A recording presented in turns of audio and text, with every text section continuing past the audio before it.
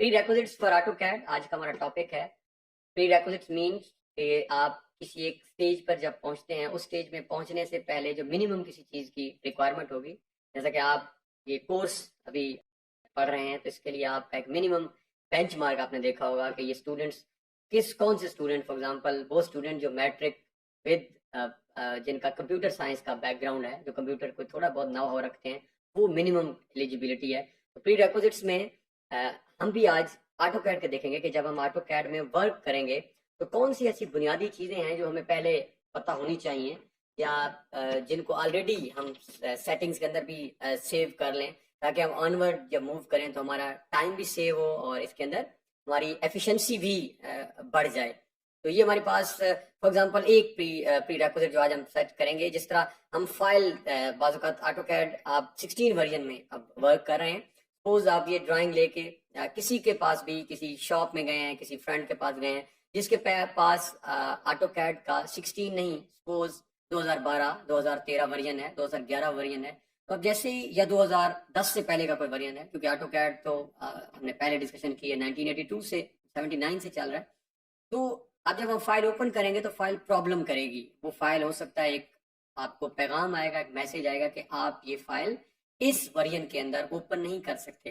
तो आज हम इसी तरह की उस फाइल को भी देखेंगे कि हम कौन सी ऐसी सेटिंग कर लें ताकि ऑनवर्ड जब कभी भी हमें वो फाइल किसी भी वर्जन के अंदर ओपन करनी पड़े वो हो जाए, और इस तरह की कुछ और बुनियादी सेटिंग। तो आइए हम बढ़ते हैं कैड की तरफ। सबसे पहले जो काम हम करने जा रहे हैं वो हमारा ये है कि अगर आप अभी स्क्रीन गौर से देखें, नोट करें, ये जो कर्सर मूव कर रहा है, तो इसमें हमारे पास ब्लैक बैकग्राउंड है स्क्रीन का, अ, जो कि बाय डिफॉल्ट है। नॉर्मली प्रोफेशनली जब आप बात करेंगे तो जो रिकमेंडेड बैकग्राउंड आपको कहा जाएगा, या आप मल्टीपल ड्राइंग्स में जब आप देखेंगे तो उसमें वाइट बैकग्राउंड होता है। या इवन अभी आप बिगिनर्स हैं, आप स्टार्ट में कोई और बैकग्राउंड रखना चाहते हैं, आप चाहते हैं कि ये जो बैकग्राउंड जो मुझे नजर आ रहा है अभी ये ब्लैक ना हो, तो उसको कैसे चेंज करते हैं? तो उसके लिए आपके पास दो स्टेप्स हैं जिस तरह से हम इसको चेंज कर सकते हैं। या तो आप स्क्रीन के ऊपर OP, OP stands for options, ये शॉर्ट की है, इसको साथ साथ आप नोट भी करते जाएं, नोटबुक के अंदर आपको आगे काम आएगी। तो या तो आप स्क्रीन पर ओपी कमांड प्रेस कर दें, ऑप्शन, या आप देखें ओपी जैसे ही, तो ऑप्शन की आपको पहले ही उसने उसके ऊपर क्लिक कर दिया है, उसको ऑन कर दिया है, आपने एंटर करना है। तो जैसे ही आप ऑप्शन कमांड को एंटर करेंगे तो आपकी स्क्रीन के ऊपर आप अगर देखें तो एक नई टैब जो है वो ओपन हो चुकी है। ये एक मेथड है। दूसरा मेथड भी हम करके देख लेते हैं। अगर आप इसको यहाँ से क्रॉस कर दें, और क्रॉस करने के बाद आप राइट क्लिक करें, और राइट क्लिक के बाद आप यहाँ से भी ऑप्शंस पे जा सकते हैं। तो आपके पास दो मेथड है, या आप ओपी की कमांड से, या right click again and then go to option. Option में जाएंगे तो ये हम आपके पास एक नई टैब जो है वो ओपन होगी। उस टैब के अंदर अगर आप गौर करें तो ये आपके पास उसका जो है वो मेन्यू है, उसके जो टूल्स इसके अंदर मौजूद हैं, डिस्प्ले है, ओपन एंड सेव है। तो यहाँ पे क्योंकि अभी हम बात कर रहे हैं बैकग्राउंड चेंज करने की, तो हम यहाँ से डिस्प्ले में जाएंगे, और डिस्प्ले में जाने के बाद आप यहाँ से ये डिस्प्ले के आपके बाद ये फर्दर कमांड है, यहाँ से कलर्स। तो कलर में जाने के बाद ये अगर आप देखें, आप इस जो नई टैब ओपन हुई है, यहाँ पे जहाँ पे कर्सर अभी मूव कर रहा है, यहाँ पे वर्ल्ड कलर भी लिखा हुआ है, और कलर पे आप क्लिक करें तो बहुत सारे कलर्स जो हैं वो आपके पास अवेलेबल हैं। अभी आप नोट करें जो सिलेक्टेड कलर है, तो कोडिंग भी हमारे पास है 33, 40 एंड 48, ये ब्लैक है। और यहाँ से हम we can change any background colour, ये हम सपोज वाइट कर लेते हैं। यहाँ से आप अप्लाई, क्लोज, और यहाँ से अप्लाई और ओके। तो ये हमारे पास जैसे ही हमने इसको अप्लाई एंड क्लोज और ओके किया, तो हमारे पास बैकग्राउंड जो है वो चेंज हो चुका है with two methods, either with OP options, OP short command है ऑप्शन की, या राइट क्लिक करें। तो ये हमारी फर्स्ट प्री रेक्विजिट है, और ये नॉर्मली आपको चेंज भी करना पड़ता है। अब इस वेरिएंट के अंदर लाइंस ब्लैक और बैकग्राउंड वाइट, तो आप प्रोफेशनल भी यही आपको रिकमेंडेड होगा। अब सेकंड जो इंपॉर्टेंट हमारी एस्पेक्ट है, जो अभी हमने इसी टॉपिक के स्टार्ट में डिस्कशन की है, कि आपने अगर डिफरेंट वेरिएंट्स के अंदर फाइल सेव करनी हो, आप चाहते हैं कि आपकी फाइल कैड के 2000 ऑनवर्ड किसी भी वर्जन में अगर जाके ओपन हो जाए, ये प्रॉब्लम ना करे, उसके लिए क्या करेंगे? अगेन सेम हमने ऑप्शंस में ही जाना है जो हम पहले गए हैं, और मैंने ओपी एंटर करके ओपी और एंटर किया, तो ये आपके पास सामने का नजर है। पहले हम डिस्प्ले में गए थे, और अब हम यहाँ पे ओपन एंड सेव में जाएंगे।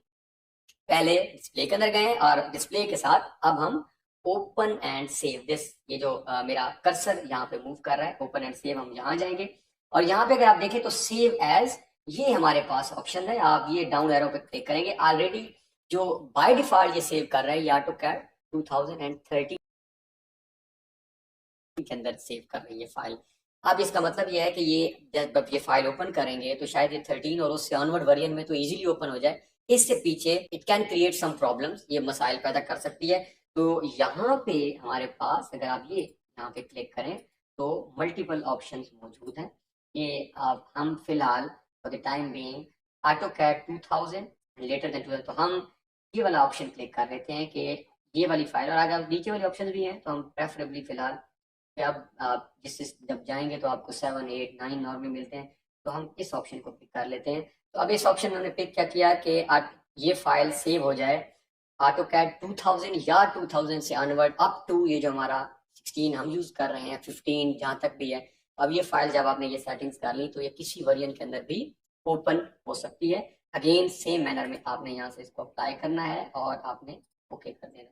तो ये हमारी सेकेंड प्रीरेक्विजिट है कि हम फाइल का वर्जन हमने चेंज कर दिया कि ये सेव करे किसी और ऐसे वर्जन के अंदर कि वो सब सिस्टम्स के अंदर जो है वो ऑन हो जाए। अब हम तीसरी सेटिंग्स की तरफ जाते हैं जो प्रीरेक्विजिट, जो बहुत इंपॉर्टेंट है पर्टिकुलरली। बाजू का हम फाइल में जब काम कर रहे होते हैं, नॉर्मली तो प्रेफरेबली हम कहा जाता है कि आप तो बार बार सेव करते रहें, और अभी हमने अनवर्ड लेक्चर्स के अंदर देखना भी है फाइल के अंदर जाके सेव एज कैसे करेंगे हम। और हम कंट्रोल, जिस तरह सिस्टम में आपने Ctrl+S हम नॉर्मली प्रेफर करते हैं। बट सपोज आप एक ड्राइंग पे वर्क कर रहे हैं और वो ड्राइंग आप उसे सेव नहीं कर सके और 15 मिनट आपने काम किया और आपका सिस्टम बंद हो गया, तो AutoCAD के अंदर ऑटो सेव की सेटिंग्स भी होती हैं कि अगर आप किसी तरह आपको याद नहीं रहा तो आपकी ड्राइंग खुद ब खुद सेव हो जाए। लेकिन इसके लिए एक दफ़ा सेव आप स्टार्ट में लाजमी करेंगे और दरमियान में काम करते हुए आप सेव नहीं कर सके तो हम उस सेटिंग को देखते हैं और हम उसका टाइम जो है वो बढ़ा भी सकते हैं या कम भी कर सकते हैं। सपोज AutoCAD की हम सेटिंग पहले चेक कर लेते हैं, फिर हम इस पर बात करते हैं। अगेन ऑप्शन में जाके आप ओपन एंड सेव में जाए तो ये यहाँ पे जहाँ पे कर्सर मूव कर रहा है यहाँ पे वो ऑप्शन आ रही है ऑटो सेव।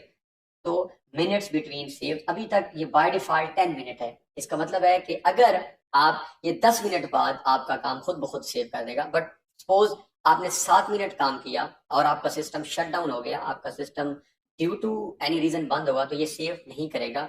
इस टाइम को हम कम भी कर सकते हैं और हम सिस्टम को कहते हैं कि आप 3 मिनट के बाद आप इसको खुद ब खुद, या 2 मिनट के बाद, ये कोई हार्ड एंड फास्ट रूल नहीं है। आप इसको जितना भी करना चाहें, आप इसको 1 मिनट भी कर सकते हैं, आप इसको 2, 3 सब यू।